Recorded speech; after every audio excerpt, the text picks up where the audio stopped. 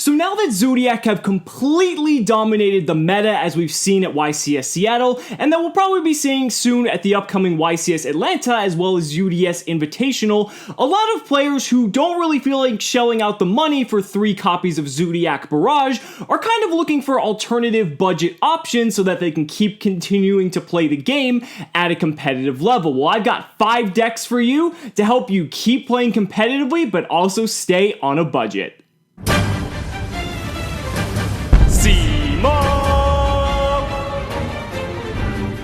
What's going on, guys? It's Cimo. Now today I'm bringing to you my top 5 budget options for the March 2017 format. Now this list is obviously subject to change in case there's a ban list that comes out because it's been 6 months and that's definitely possible, but for the time being, at the time of March 1st, 2017, these are going to be my picks for the best budget alternatives that you guys can play if you really don't feel like shelling out the money to play any Zoo variant because the Zoo engine in itself costs at least $300. So this way you can play on a budget for a deck that's around $100 to $150 at most and keep playing the game competitively. So starting off with number 5, we have Majespecters. Now Majespecters are really cool, albeit they have low attack points. They have the resilience of not being able to be destroyed by card effects as well as being targeted by card effects, and that's very important for several different reasons, more so because we are in a format where there's so many board wipes like Interrupted Kaiju Slumber, Regeki, Dark Hole, Torrential Tribute, and there's so many different targeting effects as well. You've got things like Forbidden Chalice, you've got Trident, you've got all these other cards that target other cards that the Majespecters have a very, very good opportunity here that they can take advantage of because they are basically immune to those types of effects. And what's really important is, especially when you're going up against Zodiac variants, killing the Trident before you do anything else is usually on your top priority. And what's cool is, you know, you can just summon one of your Majespecters and attack over Trident, because more often than not they leave their Trident in defense mode, and you should be able to kill it because they can't pop it with Trident's effect. Trident leaves the board, and then you're pretty much free to do whatever else you want without the threat of Trident lingering on your field. You also have access to some really cool cards like Ties of the Brethren, which is, for only being around a $4 to $5 card currently, is amazing in Majespecters, being just allowing you to just gain so much advantage off of one card. And you also have Card of Demise if you want to play that variant as well, depending on what suits your play style more. So being able to just draw a bunch of traps like Majespecter Tempest, which is basically like your pseudo budget Solemn Strike for Majespecters, like the fact that you have that built in as well as Majespecter Tornado, even Majespecter Sonics with, you know, battle influencers really having an impact on the format. There are a lot of really cool things that Majespecters can do. And also, let's not forget that Kieran is still legal for the time being, so we might as well take advantage of it as much as we can. So moving on to number 4, we have Monarchs. Now, I am going to talk Monarchs to death because I love the deck, but also the fact of what it does specifically in this format. You know, the fact that Domain of the True Monarchs is a card, you can build the entire deck to play Domain Monarch, meaning you don't need an extra deck, which saves you on a ton of money there, because a lot of the time the extra deck can sometimes cost more than your main deck, and with Domain of the True Monarch being able to lock out your opponent's extra deck entirely, that means that Zodiacs aren't going to be able to combo off, all of the invoked cards aren't going to be able to do anything, Wicked Witches can't go into Crystal Wing Synchro Dragon. By locking out the extra deck, you're locking out so many potential plays for a lot of the top decks, and the fact that you can play it at 3, that it's searchable through a myriad of different cards that Monarch play,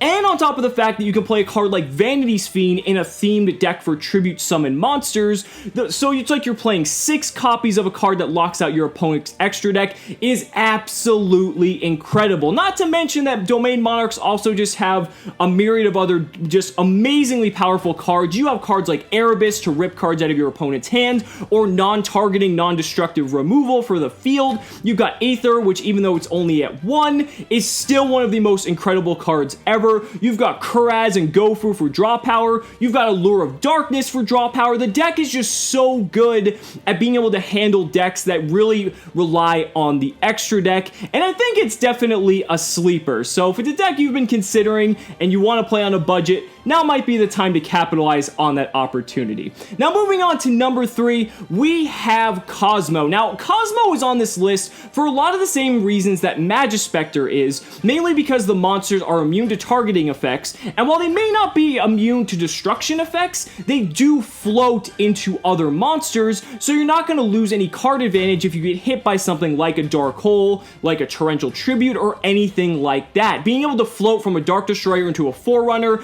and you can just keep going down the chain like Kozmos do, it's just really, really, really powerful. And you know, the lingering threat of kaijus is definitely a worry with this deck, but with Kozmo overall, the fact that you have that resilience to targeting effects, you can't always play around kaijus, and quite frankly, if you're trying to build a deck to play around kaijus, that's probably not the best thing to be doing, unless you're playing something that's just completely locking out special summoning in general, which we'll get to a bit later. But Kozmo, like I said, is just a very, very good deck. It has a lot more diverse plays than kind of just something like Monarch, where you're pretty much just trying to stun your opponent out. It has a lot of good recovery because it just has that those bouncing effects to be able to just keep recurring themselves over and over. And then you play things like Triple Call of the Haunted, Triple Oasis of Dragon Soul to keep recurring your extremely powerful cards like Dark Destroyer and just continue popping your opponent's cards and going off from there.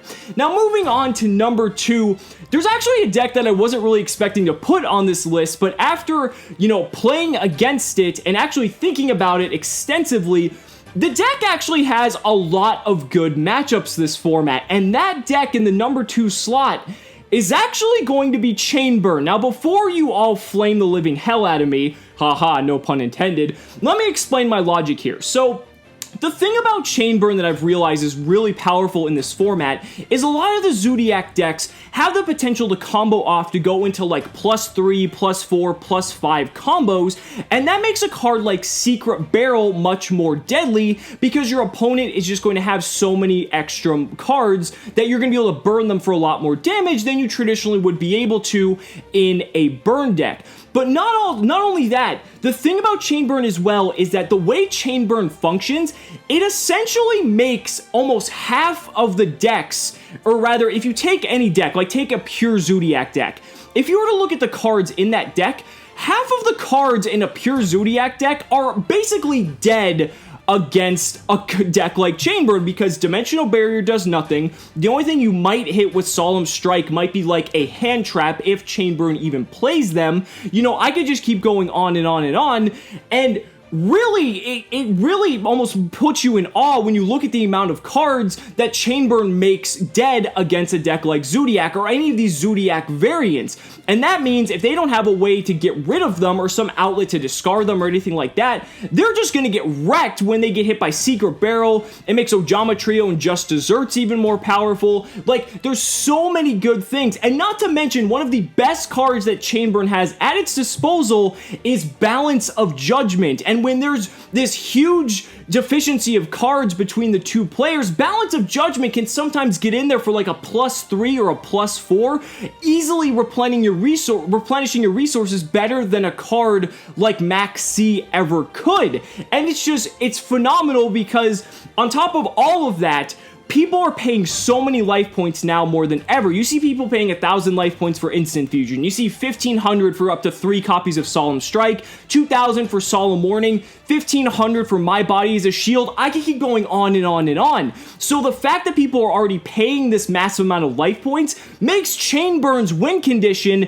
easier than it's ever been able to achieve. At YCS Seattle, there were a fair number of Rogue players playing Chainburn, and they were actually doing relatively well. I'm actually fairly certain Chainburn was actually at the top tables very, very in the mid rounds of day 1, so that shows that the deck is actually somewhat viable. You know, it can get blown out by cards like Denko Sekka or Royal Decree, but that doesn't mean that the deck still isn't very powerful, and depending on the right meta, if people don't side correctly, you know, Chainburn could ultimately top an event, and I wouldn't be surprised if it does. But last but not least, for my number 1 deck of my top 5 budget options, we have Barrier Stun. I'm never going to stop talking about this deck because the more people that play Zodiac and play Zodiac variants that rely on heavily special summoning, especially now that Invoked is out, the better that Barrier Stun is going to get. You've got so much draw power in this deck. with Card of Demise, Pot of Duality, Pot of Desires, if you want to go that extra and stretch your wallet a little bit more and pay for those extra Pot of Desires to make Barrier Stun even more consistent. All you need to do is just summon out a Fossil Dyna or a Barrier statue, equip a Phantom Knight Break Sword, or excuse me, not a Break Sword, a Phantom Knight Sword. That way it's immune to destruction, it has an extra 800 attack, you've got stuff like Forbidden Lance, you've got Dark Bribes, you've got everything at your disposal to lock out your opponent, and Zodiac variants have such limited options to be able to out these types of strategies. If the Barrier Stun player has the ability to stop the board wipes or stop targeting effects, then you're pretty much screwed as the Zodiac player. And it's just going to show, you know, there were some Barrier Stun decks at day 2 at YCS Seattle, and quite frankly, you're going to continue to see Barrier Stun doing well competitively because it has such a good matchup against the meta. And if you want to play a really powerful deck on the cheap, Barrier Stun is 100% the way to go. But those are just my opinions, you guys. Let me know down in the comments what you guys think. I'd really love to hear your opinions on your favorite budget decks if you want to play competitively. So thank you guys so much for watching the video. Be sure to like the video as always. Subscribe to the channel for more amazing Yu-Gi-Oh content, and also be sure to back me on Patreon, because just by pledging $1 a month, you're investing in my ability to continue bringing you amazing Yu-Gi-Oh content. So thank you guys so much again, and we'll see you next time.